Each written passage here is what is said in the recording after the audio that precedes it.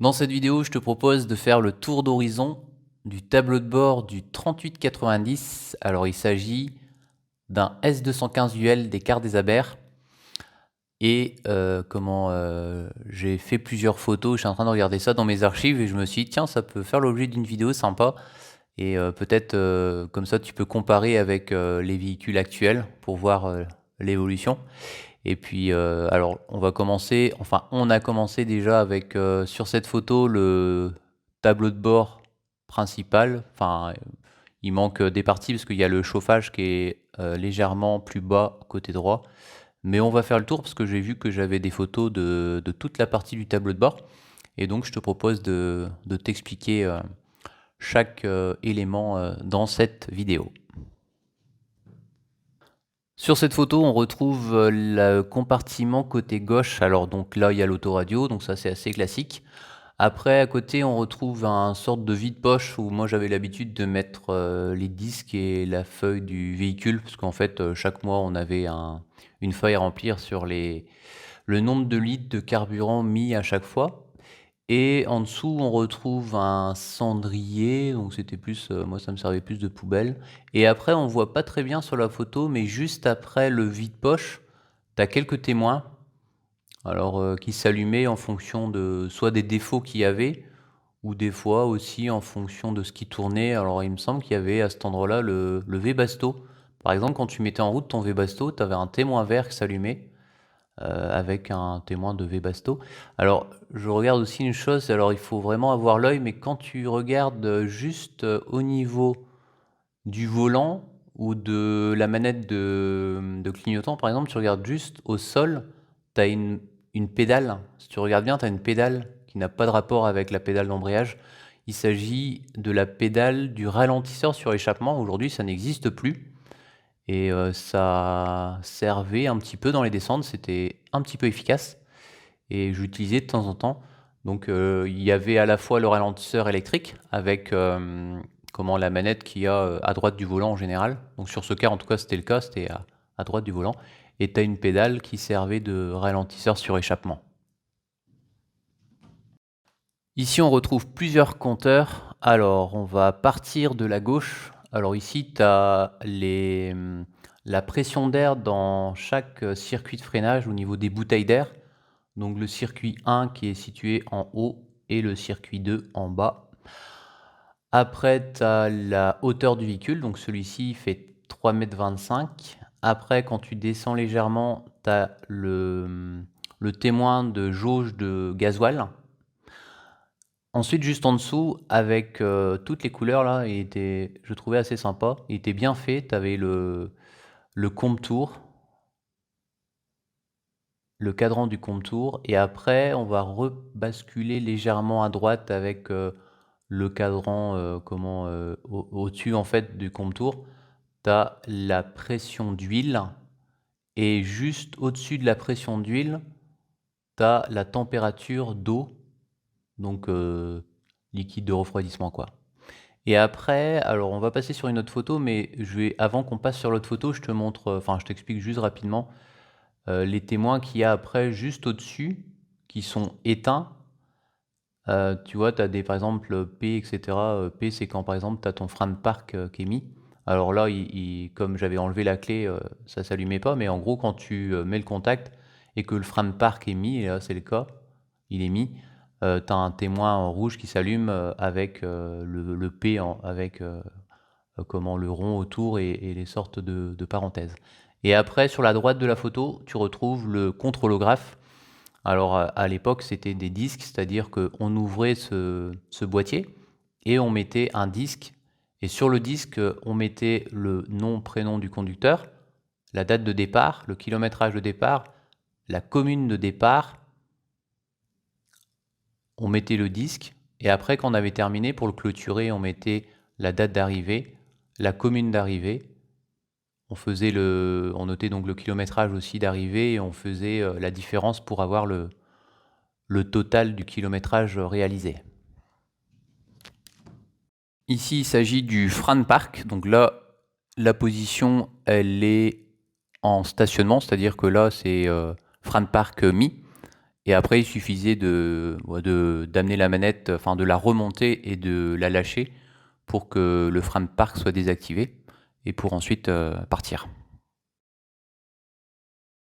Côté droit, on retrouve aussi beaucoup de boutons. Alors on va commencer par celui qui est en haut, côté gauche. Donc ça, c'est le bouton pour allumer les feux de brouillard avant. Donc ça, c'est les feux qui se situent juste en bas du pare-choc. Parce que si tu regardes bien au niveau de l'extérieur, tu as aussi des feux qu'on appelle nous longue portée juste près des optiques. Alors ça, ce sont les feux qui sont automatiquement activés quand tu mets tes feux de route. Par contre, quand tu appuies sur le bouton là, ça concerne les feux qui sont en bas, donc pour les feux de brouillard avant. Après, tu as 4 boutons pour l'éclairage intérieur. Donc tu as différentes positions. Je sais que tu pouvais mettre des lumières tamisées qui sont vertes, il me semble. Après tu avais des lumières blanches légères, des lumières blanches un peu plus importantes. Et puis la lumière qui suit, ça doit être, je pense, si je me souviens bien, la lumière du conducteur. Et enfin, tout à droite, sur cette ligne, tu as les feux de détresse que tu peux activer à l'ouverture des portes. On va descendre d'une ligne et après, tu as plusieurs boutons. Alors ceux-là, je les maîtrise pas parce que ça fait vraiment un moment que j'ai pas utilisé ce car. Mais à mon avis, c'est en rapport avec le système d'air, d'aération. Avec, par exemple, le premier, ça doit être le recyclage d'air. Et les suivants, ça doit être en rapport avec... alors, c'est quoi? C'est 1 sur 2 plus. Avec la ventilation aussi. À mon avis, c'est pour mettre de la ventilation, notamment quand tu es en été, quand il fait chaud, je crois. Alors, je suis pas sûr de moi, hein, mais il me semble que j'utilisais ces boutons quand il faisait chaud. Après, alors, on va partir du... Après, tu as le quatrième bouton. Là aussi, c'est en rapport avec la ventilation, mais je me souviens plus parce que tu vois, t'as des flèches vers le bas et celui qui est à côté, tu as des flèches vers le haut.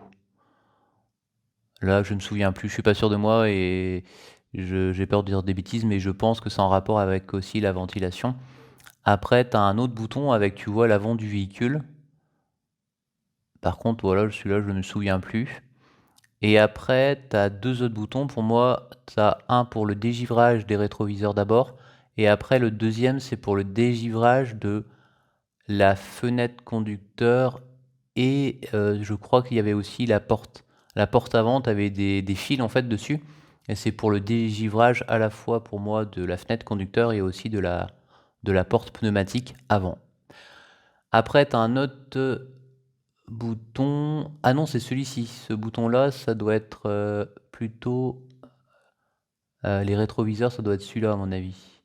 Ou à moins que tu avais peut-être un bouton pour la fenêtre conducteur et un autre bouton séparé pour la porte conducteur. Je crois que c'était ça. Et après, tu as un autre bouton qui est un peu différent des autres. Là, tu vois, vert avec... tu as l'impression que c'est une hélice d'hélicoptère. Alors là, pour moi, ce bouton-là, il servait à alimenter la machine qui a juste à droite. Tu vois, on voit un support noir. Alors là, il y avait une housse dessus, mais c'était à l'époque une machine pour délivrer des tickets. Et pour moi, ce bouton-là, ça permettait à alimenter, à activer l'alimentation de la machine habillée. Alors après, on va descendre légèrement. C'est marqué, hein, tu as un support rouge, il y a marqué coupe batterie. Donc là, c'était vraiment l'arrêt d'urgence. En cas de besoin, tu t'appuyais sur ce bouton. Les feux de détresse s'activaient automatiquement. Et c'était l'arrêt d'urgence en fait. Après, à gauche de ce bouton, tu vois, tu as un bouton noir.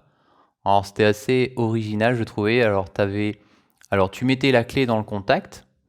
Quand tu enfonçais la clé, le contact s'activait. Après, pour allumer les feux, il fallait faire un cran côté droit. Tu avais les feux de position qui s'allumaient. Tu fais un autre cran côté droit. Tu avais les feux de croisement qui s'allumaient. Donc, les feux, en fait, c'était à la clé. C'était vraiment original. J'aimais bien. Et pour démarrer le car, il fallait appuyer sur le bouton Start, en fait, qu'on voit un petit peu en vert là. Ça, c'était pour démarrer le car, il fallait appuyer sur le bouton. Et pour couper le moteur, il fallait appuyer sur le bouton noir juste au-dessus. Après, donc tu vois, tu as la manette du ralentisseur électrique. Juste en dessous de la manette, on voit un feu qui s'allume, ça c'est les feux de détresse. Donc tu appuies ou tu relâches pour couper ou allumer. Après, tu as deux boutons, c'est pour les boutons de porte. Le premier bouton, c'est pour la porte avant. Le deuxième bouton à droite, c'est pour la porte arrière. Et après, le H, c'était le frein de stationnement. Par exemple, quand tu arrivais à un feu, donc le feu était rouge, tu t'arrêtais, hop, tu mettais ce petit frein de stationnement, comme ça tu lâchais la pédale de frein en attendant que le feu passe au vert. Et quand il passait au vert, hop, tu passais la première, tu jouais un peu avec ton embrayage et hop, après tu lâchais tu remettais la position du bouton H comme il est en ce moment là pour désactiver le frein de stationnement. Alors je te remets une vue sympa et là on voit bien le contrôlographe, tu vois. Donc tu as le compteur de vitesse et tu as aussi l'horloge et le kilométrage du véhicule. Après on voit mieux là, c'est pour ça que je t'ai mis cette photo, on voit mieux le support pour mettre la clé.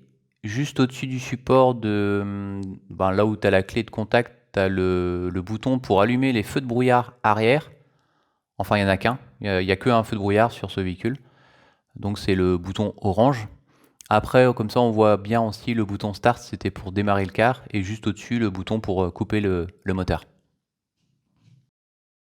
Sur cette photo, je vais t'expliquer le système de chauffage. Alors, tu regardes en bas de la photo, juste en dessous, la machine qui édite les billets, ou autrement, juste en face du levier de vitesse. Alors, tu as 4 manettes, donc que tu peux soit mettre en position haute, soit en position basse.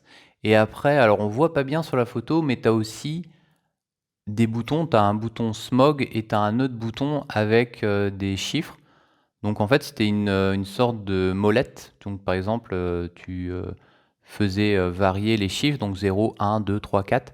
Et ça, alors on va commencer par le début, ce sera peut-être plus simple. Le smog, je sais plus ce que c'était. C'est peut-être le recyclage de l'air, je sais plus trop, donc je vais pas le dire parce que je me souviens plus. Après, on va passer sur le bouton qui est juste à droite, donc avec la fameuse molette en noir. Là, c'est pour la vitesse de désembuage. Donc par exemple, tu avais 0 quand c'était coupé. Après, tu descendais la molette, tu avais 1, 2, etc. ainsi de suite, quoi. C'était pour la vitesse du désembuage. Et après, les 4, tu vois, les 4 système qu'il y a en bas. Alors on va commencer par le premier, le plus à gauche, c'était pour favoriser si tu avais besoin le chauffage plus au niveau des pieds ou pas. Donc par exemple quand tu mettais la manette vers le bas, je crois que c'était pour que tu aies plus de chaleur au niveau de tes pieds. Après la deuxième manette, bon, ça c'est assez simple, en bas quand tu veux avoir de l'air frais, en haut pour avoir de l'air chaud. Après la troisième manette, c'était pour mettre en haut quand c'était plus pour désembuer le pare-brise. Et en bas, je sais plus trop, mais en haut, quand tu mettais tout en haut, il me semble que c'était plus pour le désembuage du pare-brise. Et la quatrième manette, je ne me souviens plus. Celle-là, je pourrais pas te dire. Alors ce n'était pas un car de tourisme, mais tu avais quand même un micro. Et ce micro, je le trouvais très pratique parce que moi, je l'utilisais parfois pour faire des annonces. Donc souvent, tu vois, je le sortais parce que tu avais quand même une longueur de câble assez intéressante et je le mettais juste au bord entre la machine à billets et puis le tableau de bord.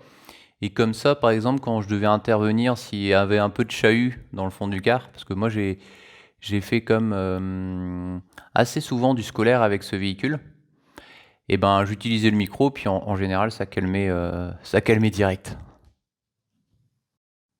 Et on finit avec cette vidéo qui a été prise à l'atelier de Pougarneau à l'époque, enfin Lilia.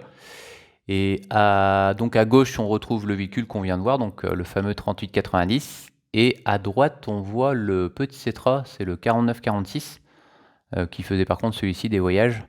Et là, on était juste au niveau des deux fosses qu'on avait.